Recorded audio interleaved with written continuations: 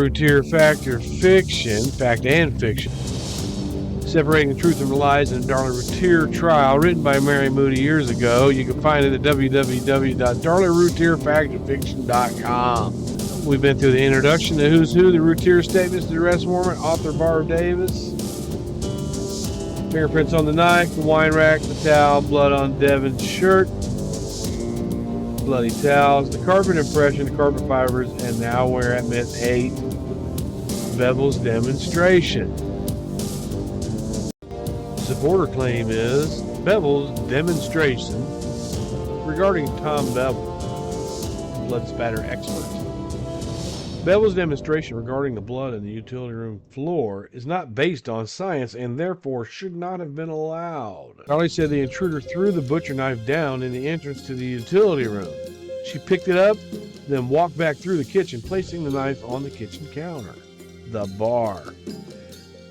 That knife blade was covered in blood on both sides, was photographed by investigators. In the utility room were numerous round drops of low-velocity blood belonging to Darlie, which indicated little or no movement when the blood was shed.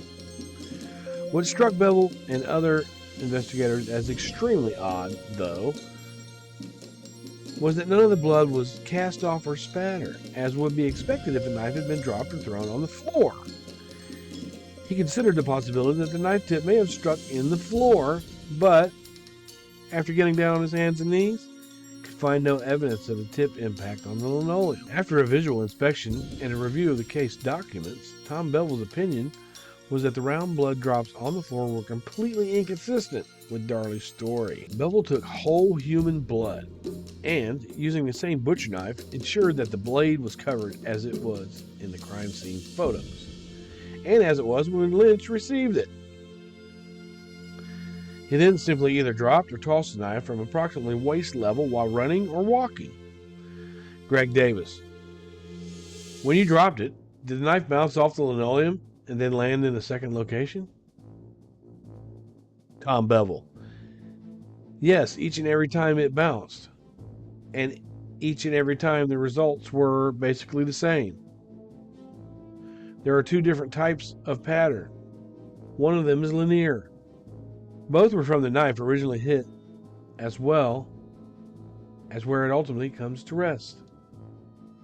There are linear lines consistent with the edges of the knife, and then going out from the linear lines, there is blood spatter. This is what you would expect. The defense suggested that the blood drops were compromised by the time Bevel saw them in November.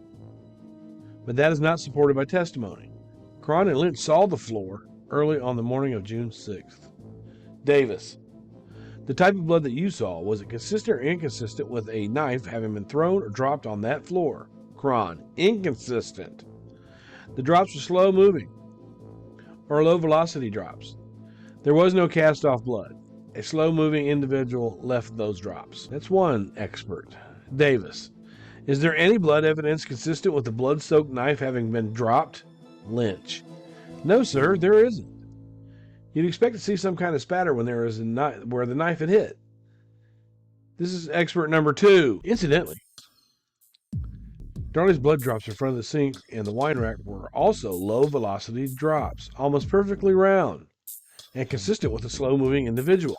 Yet in her statement to police, she wrote, I got halfway through the kitchen and I turned back around to run and turn on the light. I ran towards the utility room. I ran back through the kitchen and realized the entire living room had blood all over everything. By the time Darlie testified, she was aware of the story the blood told. All those runs had changed to walk. Conclusion. Bevel explained to the jury that his demonstration was not a scientific test or experiment. He did not form his opinion based on his demonstration. It was actually the other way around. He had already formed an opinion after viewing photos of the utility room floor and an inspection of that floor itself. The demonstration photos, like the one above, were nothing more than a visual aid to supplement his opinion. I hesitate to use this overworked phrase, but honestly, it isn't rocket science. You can try it yourself, minus the blood, of course. A knife similar to the murder weapon will bounce every time it's dropped on tile, linoleum, or carpet. It will even bounce when dropped on a foot or two from the floor. If your knife blade was covered in blood, then it would produce spatter on impact. No question about it. This evidence completely contradicts Darlie's claim that an intruder dropped or threw the knife. I believe she made up that story to explain any fingerprint evidence which may have been on the handle. Darlie's blood on the floor, as well as on the washer and utility room, proves that she went in there for some purpose.